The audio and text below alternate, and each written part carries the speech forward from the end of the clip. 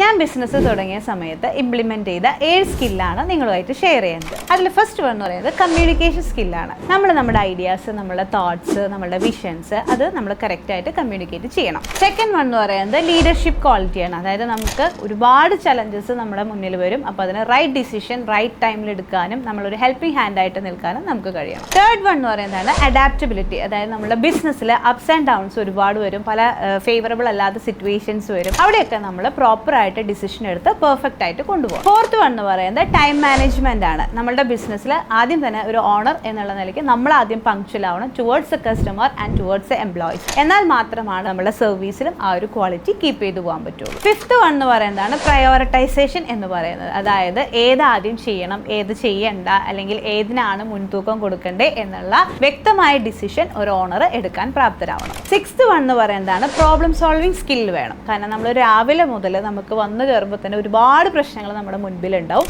അത് നമ്മൾ അനലൈസ് ചെയ്ത് അതിൽ എന്താണ് റൈറ്റ് ഡിസിഷൻ എടുക്കേണ്ടതെന്ന് നോക്കി അത് സോൾവ് ചെയ്യാനുള്ള ഒരു സ്കില്ല് നമ്മൾ നേടിയെടുക്കും. സെവൻത് പോയിന്റ് എന്ന് പറയുന്നത് സ്ട്രാറ്റജിക് തിങ്കിങ് ആണ്. അതായത് നമ്മൾ ഡെയിലി വരുമ്പോൾ തൊട്ട് നമ്മൾ എങ്ങനെ ബിസിനസ്സിനെ നമ്മൾ ഗ്രോ ചെയ്യാം അല്ലെങ്കിൽ സ്കെയിലപ്പ് ചെയ്യാം എന്നുള്ള നമ്മളുടെ വിഷൻ അല്ലെങ്കിൽ നമ്മുടെ തോട്ട്സ്, നമ്മുടെ ഐഡിയാസ് എല്ലാം നമ്മളെപ്പോഴും അപ്ഗ്രേഡ് ചെയ്ത് പോയാൽ മാത്രമാണ് നമുക്ക് ആ ഒരു ബിസിനസ്സിനെ ലോങ് ടേമിലേക്ക് കൊണ്ടുവരാൻ സാധിക്കുള്ളൂ. അങ്ങനെയുള്ള നിങ്ങൾ ഈ 7 സ്കിൽ ഉപയോഗിച്ച് നിങ്ങൾക്ക് നിങ്ങളുടെ ഏറ്റവും വലിയൊരു ഡ്രീം നിങ്ങൾക്ക് സ്വന്തമാക്കാം.